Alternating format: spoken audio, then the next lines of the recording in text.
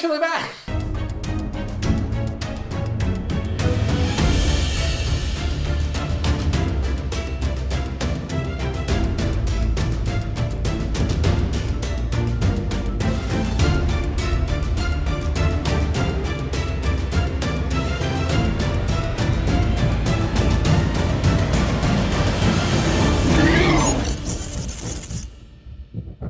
Yo, what is up, Crocs and Climbers, Pokemon fans? We're here to talk about episode 78 of Pokemon Horizons, and it's been a while. Okay, I know it's been a long time, but we're gonna come back to it. Okay, we're gonna slowly grind this out, make sure that you guys get the content that you were having on a weekly basis back in the day. Okay, well, I can't say back in the day because it was only like 2 months ago, but we're gonna start coming back, and hopefully I'll be able to catch up before the end of the month. Now, this is the Entei episode, right, where we finally find Entei, but it was basically a fake out because I think this episode truly cemented the fact that Entei's not really an Entei, it's Gouging Fire, right, which is what a lot of people were speculating a long time ago. I haven't, like I said, I don't know anything about what happens in the future episodes, so I don't know if we've already seen Gouging Fire, but I think that this episode literally cements that Gouging Fire is what we're looking for. We're not actually looking for Entei. They even had Bria show up and with like a sketch of like, hey, this is something that apparently is an Era Zero. So, and it's literally like the fucking drawing from the Scarlet book, right? So you're just like,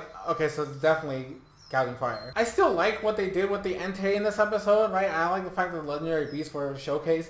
I still don't understand the reasoning why we saw Suicune and Raikou, even though I like them both, okay? I think out of the three, Entei is my least favorite. Like, it's always like Suicune, Raikou, and then Entei, right? I still don't understand the purpose for them being. It's not like they can do anything. Like, Entei just created a new fucking volcano, right? But like Suicune and Raikou don't do anything. They don't have anything to do with volcanoes. Suicune cleanses like polluted water, and then Raikou's just, I actually don't recall what the fuck Raikou's whole mentality is. Like the whole lore is that when Entei barks or an Entei is born, a volcano erupts, right? Or a volcano is born. Suicune is meant to like just cleanse polluted waters and shit. I really can't remember what the fuck Raikou was supposed to do, but at the end of the day, they have nothing to do with a fucking volcano existing and creating new land. Okay, I don't know why they were there. Maybe it was just like, oh, well, we can't just show you one of the Legendary Beasts. We're going to show you all three because they come in a package. Unless this is going to end up being a hint that we're going to see all three of the Paradox Legendary Beasts, like, right? Or are we going to see Walking Wake and Raging Bolt alongside fucking Gouging Fire? I doubt it, okay? I highly doubt it. Again, I haven't seen the future episodes, so I don't know exactly how they handle this. But I highly doubt you're going to show all three of them. That makes literally zero sense. But I digress. I do appreciate the fact that they let the kids actually have a chance in the spotlight and they were able to like, well, they weren't going to beat Entei, but they at least showed that they had like the grit to be able to handle the Entei, right? It wasn't just Freed and Cap the whole fucking time, right?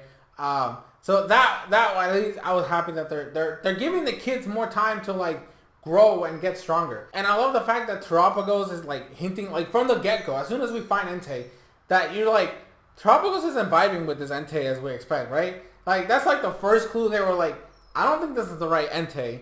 And like the fact that the fucking other heroes weren't reacting to it, you're like, something's weird. I think they were just like, I don't know, this Entei is not like, maybe it's because of how aggressive it is, but that doesn't even make sense because Arboliva, even with fucking Galarian Moltres, when Arboliva like came out and tried to like protect him and help them and shit, and even Lapras, when Lapras happened, like they all out here protecting everybody, right? So I'm like, I'm sitting in the back like, no, they would have reacted if this was the Entei. They were just like throwing little like tidbits here and there, like this isn't Entei. Plus the fact that it's not a fucking giant, right? Even Cleavor, which is like the smallest of all the fucking heroes up to this point, is fucking huge compared to like a regular Cleavor, right? So this Entei was like regular Entei size, which makes sense that this wouldn't be the fucking thing that we're looking for. So now we're going to head up to Paldea. We're going to Era Zero, which is going to be good. I like the fact that they have like, oh, well, Gita gave you permission, like, because that's how you get to go to Era Zero in the actual games. So I like that little nice touch that they added. We're leaving Johto, heading back to Paldea, going to Era Zero to find Gouging Fire so that we can start this whole fucking journey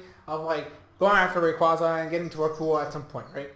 The next episode from the preview, from what I could tell, is a battle against Gita, which I'm very interested to see because I didn't really fuck too much with Gita in the games, right? She's like a whatever champion to me. Like, I understand the whole concept is that she's not supposed to be unbeatable, right? She's not supposed to be like this like peak of like, oh, you can never best me. She's like the final test to prove that you're a worthwhile trainer to go out and exist in Paldea as a champion, right? Like, she's always going to be number one because she's the first, but she's not the only champion level trainer in the region, right? I get that. I get that she's not like a final goal that you're trying to achieve.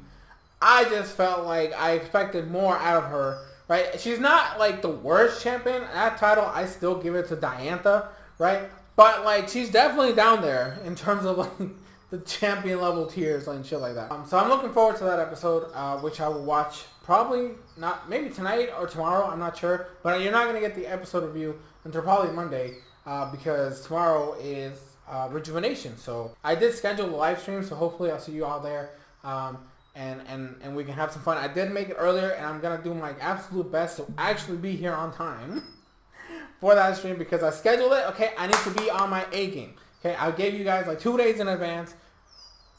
2 days? I think it's 2 days. I don't fucking know.